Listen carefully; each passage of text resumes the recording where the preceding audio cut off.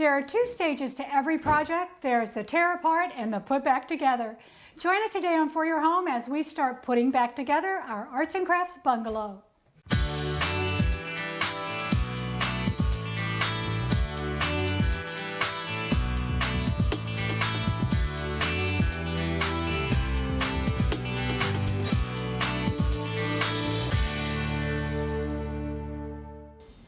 This is a beautiful old neighborhood. We're only minutes from downtown, but we have these great sidewalks and these beautiful old trees. You know, it's real easy to see why our homeowners Liz and Lee decided to renovate instead of relocate. We started with a 1,200 square foot, 2-bedroom, 1-bathroom bungalow. We've added an additional 900 square feet and redesigned all the interior spaces. Today on For Your Home, we're going to start putting it all back together. Electrical upgrades were never more important than they were on this house. When you're working with wiring that's almost 100 years old, almost everything has to be replaced. Take a look at what we had to do to bring this house up to code.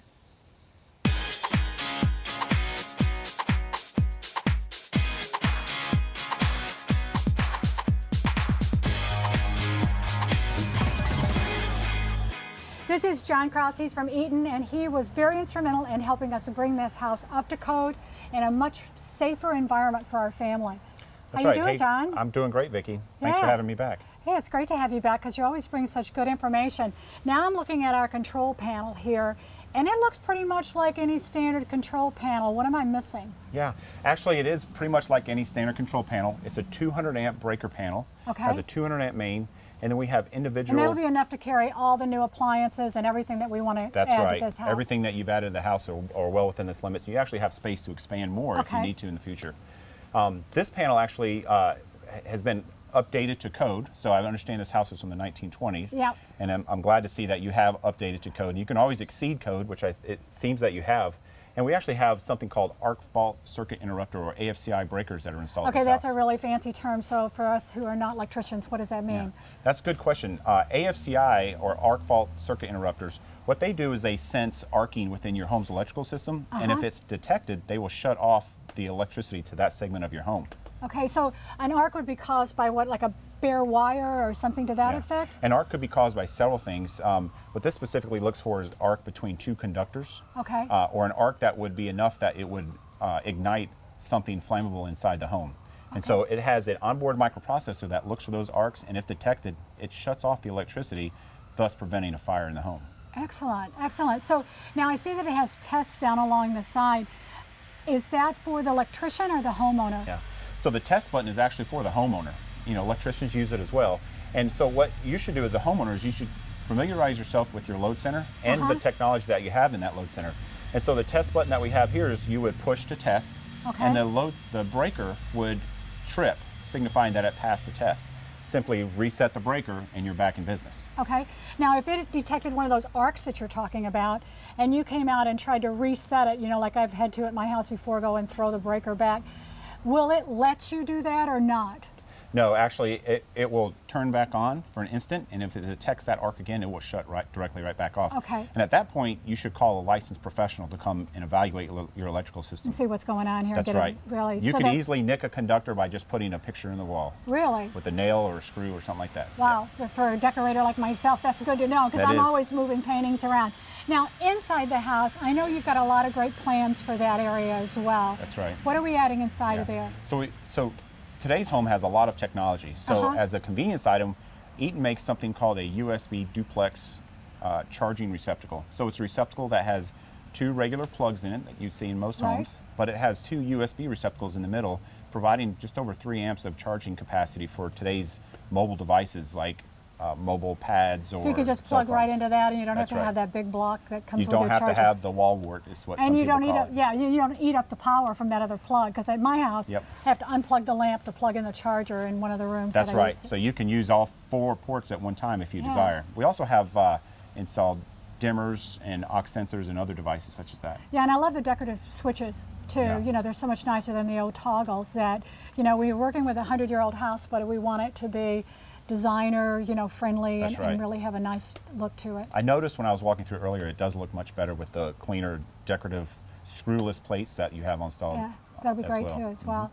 Well, thank you, John, for helping us bring this house up. I know the electrician's going to want to meet with you and talk to you about some other things that they're planning for this panel, but it's always nice to be able to bring new technology to the viewers as well as to our homeowners. Sure. You know, I'm going to have to talk to you about those USB plugs at my house. We can talk. Thanks, John. Okay, thank you.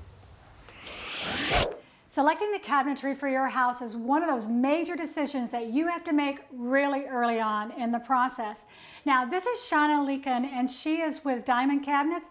Shawna, I'm so glad to have you here because we've talked on the phone about the cabinets. Yes, we've been in conversation trying to figure out what we're going to put in here, and I'm grateful to be here and see the cabinets actually come to life. Yeah, because if you're just working with a piece of paper, it's exciting when you see them. I know for me, I love it. Like yesterday I came and they were starting to install the cabinets, and you can probably hear them banging in the background. They're still working on getting them all installed.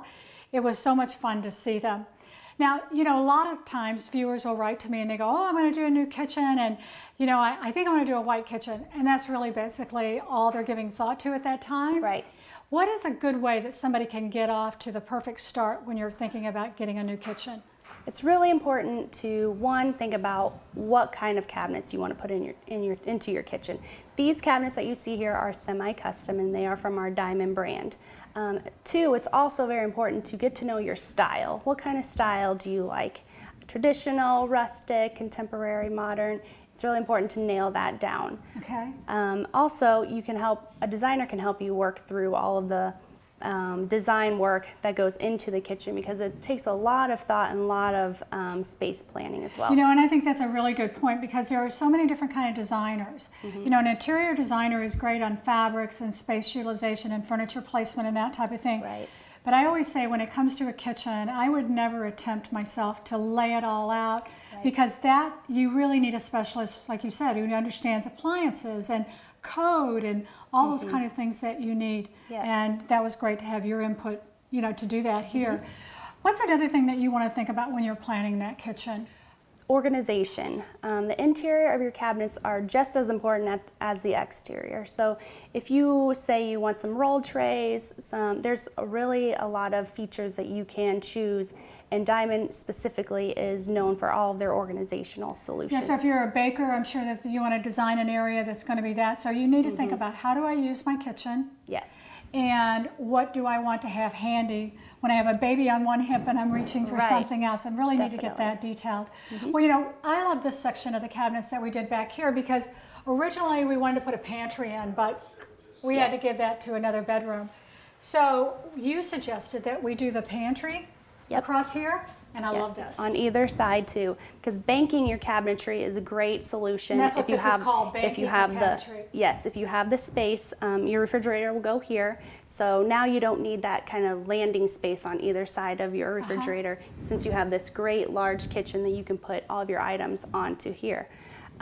This pantry in particular, you can pull out these roll trays so you can access everything in the back, so it's great. I love roll-out trays for the cabinets, especially in the bottom where you're not crawling around on the floor. Yes, to get them. definitely.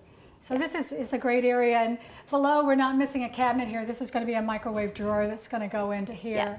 You know, we have to utilize all the space here. We've got 6 people living in this house. It's a little less than 2,000 square feet. There are a little over 2,000 square feet. This drop zone in the back, I love this concept, and I'm seeing it more and more. It's a great solution, because once you walk into the door, into the space, you can set all of your stuff into those lockers and keep all of your unnecessary items off the countertop. Keep that clutter free. All right, now I know all of the viewers are going to be asking me, what color are these cabinets, sending me tweets and emails. So what's the finish? This finish is the coconut with gray stone glaze. Okay. And then on your locker area and your island, you get the oasis finish. Okay, perfect. Now, let's talk about the laundry room, because that's another area that a lot of people overlook, and you can get a lot of storage in that if you plan it well. Yes, you need to plan ahead, because like Diamond has all these solutions that you can put inside your cabinet. So you got a great pantry area where you can put all of your tall items, such as your brooms, your laundry board, all of that kind of thing, so you don't have them all hanging on the walls, and you have your space is clutter free. Okay, and then using those front loaders for washers and dryers gives you a great folding space. So it really is a small area but we did a great job with the cabinetry. Across the hall from it is one of our bathrooms. We have 2 in the house, and that bathroom has to serve 3 kids, a grown-up, and serve as the guest bathroom. So tell me about the finish that you used in that area.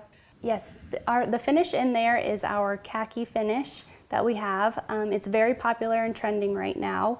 It's a great kind of pop of color, but also it's a little bit of a neutral color as well. And I think it works well for boys and girls too, so Yes. it's not too masculine or too feminine for a bathroom space. Right. And also it's great to think about your interior storage as well. We have the great vanity cosmetic pull-out where you can put all of your items in there, and they're very easy to see and very accessible. Okay, in the master bathroom, that's very traditional, you know, the 1920s bungalow we're working where they're doing a black and white bathroom in there. So I think the white cabinets with very little embellishment was definitely the way to go. Yes, keep it classic, keep it simple, clean. You can also pop color with your accessories like your towels or maybe the wall color.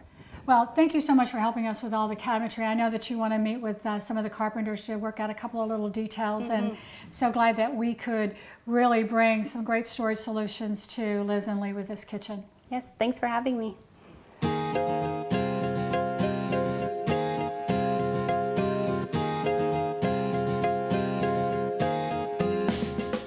Once we get all the cabinets installed, then it'll be time to bring in our fabricator that is going to take all the measurements so that we can get our countertops on.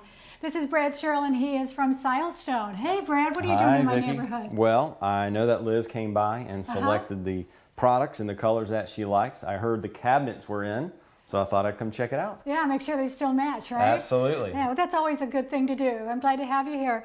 Let's go over some of the things that Liz has selected for the house. Well, thankfully for us, on the countertop side, kitchens and baths aren't very functional without counters. Yeah, that's for sure. Thankfully.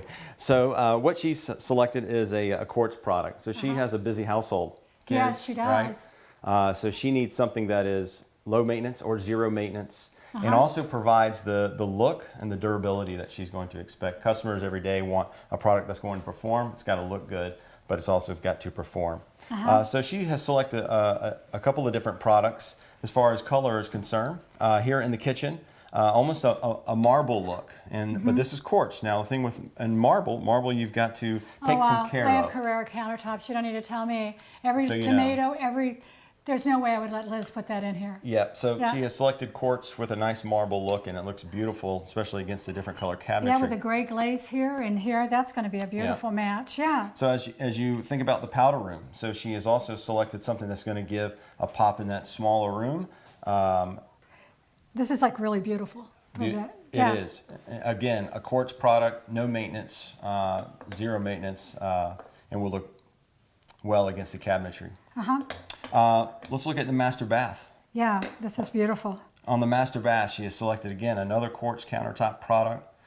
You can see the fleck, the mirror fleck. Yeah, I was just getting that light bouncing off of that. That Yeah. is really pretty. Once you put the lighting in there, really makes the countertop pop. Kind of sparkle, because we are doing that black and white traditional bathroom in there. Yep. But I do always think it's fun to kind of do something that's not traditional, kind of a trick of the eye, you know, and Yeah. this is going to That'll serve that do it. purposes. Yeah. Now in the laundry room, this is fun. This Yep. is a fun material. Yeah, another quartz. It will also give a little bit of a fleck that you can see in there. It's almost of a metallic look. So it also will give another nice pop, similar to the way that the black will do as well. Well, you know, in the laundry room, she has the same finish on the cabinets as we have here in the kitchen. And so when I look at this, I see the mirror, and I also see a gray tone to it, so that's going to be pulled out in there, but yet it's still a lot of fun. So now, once they take the template on this, about how long is it going to take them to fabricate the tops? It's normally 2 to 3 weeks, but Okay. yeah, 2 to 3 weeks once they've done the template to fabricate the custom-made countertops, and then a 1 day or half a day installation. Okay, now once these are in, because you keep saying no maintenance, low maintenance, that type of thing. Yeah. Once they're in, does she have to reseal them, do anything at all? No sealing. That's the beauty of quartz. It's naturally a non-porous material, so you don't have to seal. Only thing you have to do, as I always say, is you do have to clean the countertop. Oh, you do have to wipe it off. You do have to clean it from time to time. Okay, so those Cheerios have got to go somewhere, right? Absolutely. Okay, so how about stain? No stains? No staining, since it's a non-porous material. It doesn't stain. We do recommend cleaning, of course, but it will not stain. Okay, so that's exactly what we want, a real workhorse material that's Absolutely. going to look really great. Well, you know, I know Liz is anxious to match these up with you, so I'm going to go try and find her for you. Excellent. Thanks for, it's good Sounds to see good. you You again. I'm too. usually Good at your seeing you, place Vicki. instead of you at mine. Okay, Hey. absolutely.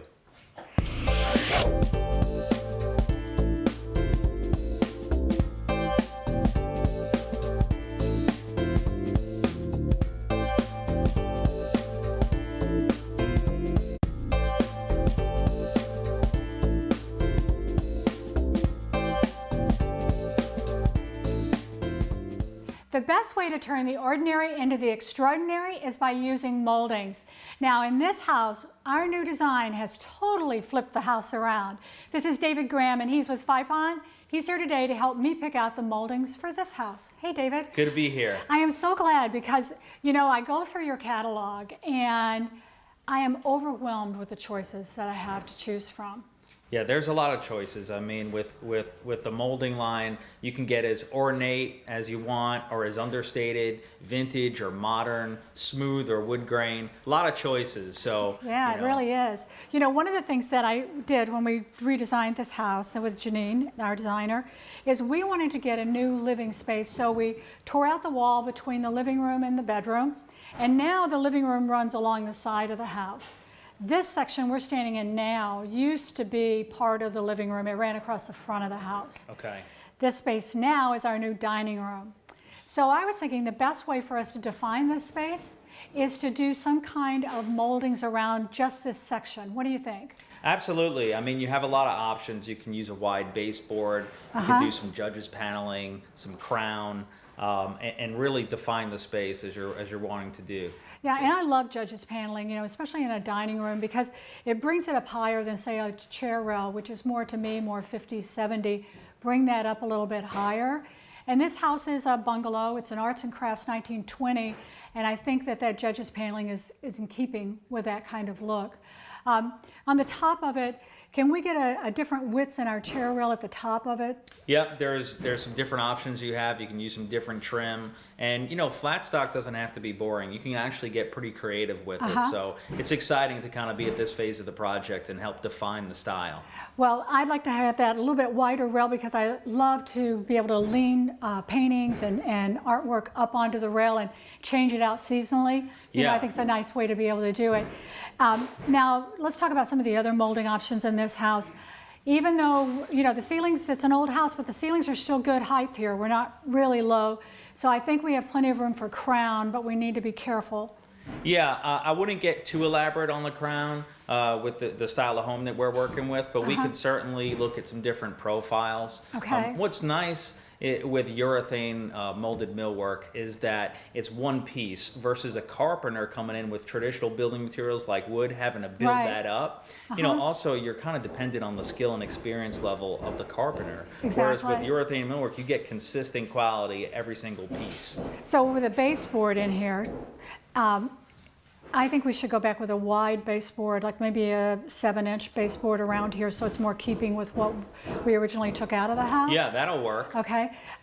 Maybe we could cut down a little bit on the work as if we could get the shoe molding already molded into the baseboard. Is that possible? Yeah, it's going to be a lot easier for them to do that, so we can create that for you. It's a lot easier to install. The urethane is like white pine, so it cuts just like wood, but it's not susceptible to moisture or insect infiltration. Yeah, well, you know, termites around here is the you know, bad word because we've had those issues.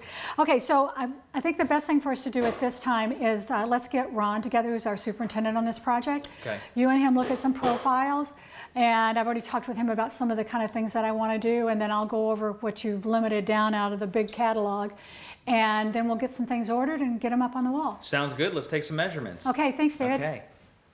This is Shannon Miller, and he is the guy who's supposed to keep everything running smooth, right? Trying to, yes. Yeah, I think you and Ron, you know, your superintendent, you're both doing a great job on Well, this. thank you. Thank you. Okay, so the cabinets are going in, Yep. and what's going to happen next? We're going to measure, as soon as the cabinets get done, we'll measure for the tops. Typically the tops take 2 to 3 weeks to get delivered. After As soon as the cabinetry gets done, we're going to get started with the tile. It was just delivered in the last 2 days. Yeah, I saw the big pile of tile out there. I was really happy they got it to us as quick as they did. Absolutely. About 3,000 pounds worth. So some logistics of getting the material Yeah, from I saw the Ron's curb. face when the delivery guy, because I was here yesterday, delivery guy said, because the forklift had already left, you guys had sent it back to the warehouse. But the guy goes, oh, I got a hand check. I got no problem. And we're just like, cool, unload it. Yeah. Well, I want to talk to you about something called inspectors. Sure. Right? I know that we're waiting for the plumbing inspector to come for the shower pan. Yeah, we've got to put the shower pan in, and then the inspector, and fill it with water, and the inspector will come out and confirm that the water is holding to make sure the shower isn't going to leak in the future. Okay, and do you know how I know that? Well, I think I do know how. You got your feet wet. Yeah, yesterday, the first time I've been on construction sites ever since I was 14 years old, I backed up to take a photograph of the cabinets and went, oh no, as I stepped right into the shower pan, my sneakers got wet, but you know. Yeah, that's okay. Yeah. That's all right. Okay, so once the tile guy, how come we're not doing everything at one time? Because that's what Liz and Lee are saying to me. Yeah. It's like, you know, the tile is there, why aren't they doing it, you know? Well, it's difficult because the house is a fairly small house. We have a lot of cabinets in here. We've got trim out in the front yard that's covered. We've got tile inside the house. And the house just isn't big enough to have lots of crews working. There's just not enough space to put the materials inside and have saws set up for everybody, and tile saw, the trim saw, the cabinet guys are in there doing their thing. So what we've got to do is have everything done in order, if you will. Cabinets will go first, then we're going to start the tile work, and then we'll start the trim work. Okay. And of course, after the trim is complete, we will start priming and painting the walls and ceilings. Well, I know that they've picked out the colors that they want for the walls, and they're doing their own painting, and so they're probably, you know, maybe a little excited about it, but at the same time they're going, oh my gosh, what are we doing here? Well, I think it's turning out really great, Shannon. I really appreciate, you know, all the effort and energy that you and Ron have been given this project. It's been great. I'll keep doing my job, getting those materials here, you know, and keep filling the house with stuff. Keep filling it up and we'll get it installed. Okay. Sounds great.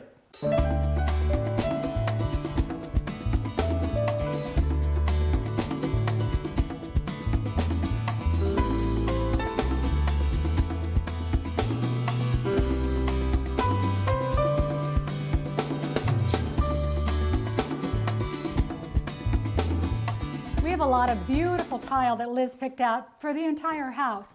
But you know what? The real secret of great looking tile is the way it's installed.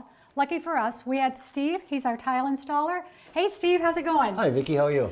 Good, good. You know, we gave you a lot of challenging tile to work with in this house, and you've just hung right in there with us. You're working with glass tile right now, and it's a very popular tile with homeowners right now, but not so much with installers, right? Right. What makes it so hard to work with it? Yeah, the brittleness of it, for one, you can't really cut it for two, and trying to cut around an obstacles like these outlets, very hard to do. So it's not really a DIY kind of tile? No, you definitely want to call your local professional. Well, you know, it's really looking nice here. Now, a lot of times, and I've looked in other types of tile, glass tile, like less expensive ones, that type of thing, there's not any coating on the back. I noticed this does have a coating. When you have the other tile, you can see whatever's behind it. Oh yeah. You know, so what kind of mastic do you use to stick Actually, this for to the that, wall? we use thin set. Okay, if it doesn't have a backing, you're going to use a thin set. Polymer modified thin set, white. Okay. And how you do that is you take your trowel, you put it on there with the lines, then you flip it over and you flatten it out. Because if you don't, what's going to happen is once it dries, you'll see the lines. Oh wow, The so you trowel really got lines to be underneath tricky the with that glass, too. yeah. So it's not gotta be only a flat cutting it, but surface. installing it's tricky for you absolutely. too. But with this one, because it has a white on it, you use a different kind. What kind of mastic are you using for that? Just your basic wall mastic. Okay, Yeah. all right, great. Pre-mixed, yep. Well now, we have a nice detail that goes into the center that you've got the nice picture frame around for this, and this is going to be our pot filler here. One of the things about the different kind of tile we chose in the house, and this is something that a lot of you may not be aware, is that grout does come in a lot of different colors, right? Oh yeah. It's not just black and white like you might see at the home improvement store. So I wanted us to take a look at this and pick out exactly the right color of grout for this project. Okay. I was going to take us through a couple of gray shades. There's so many of these to choose from. Let's just pull these up here and see how they work out for us. All right, these three here. Well, first of all, this top one is way too blue. Yeah. Yeah. Yeah, center one looks I do. right. How about that last one? That's just a little bit of a lighter shade. Yeah, yeah, I think so too. I like the center one. Like this what one I right would here? go with, yes. Okay, great, great. So I think that one will be really a good choice for us to work with. It's called Platinum. Right. Okay. So the master bathroom, that is a black and white retro. So what kind of tile grout are we going to use in there? Just white or black? We use white on the White. on the all right. floor and the shower. Yeah, you know, I'm not a big But the fan floor of... is sanded grout and the shower is non-sanded. Okay, speaking of which, because this is glass, I almost forgot that. What kind of grout do you have to use on the glass tile? Down here we definitely use non-sanded Okay. because there's no grout joint, but non-sanded will not scratch this glass. There's a Okay. chance with sanded grout that the glass will scratch. All right, so another key thing about trying to do that Yes. project yourself. Yes. Now, you could have, in the master bathroom, you could have gone with black grout. You could have, yep. Yeah, I always think that gives it kind of a dirty look, though, It don't does, you think? Especially yeah. on the floor. Yeah, it's like, I'm going to put this in here so I don't have to keep the grout clean, right?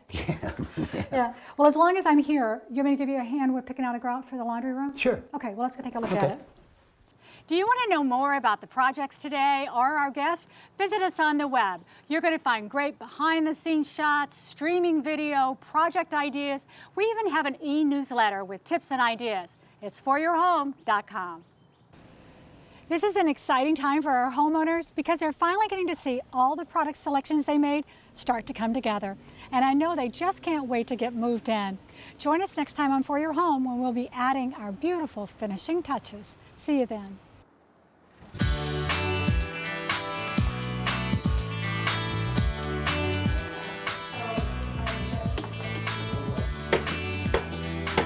Rolling. You gotta quit walking, that's the squeaky part. Okay?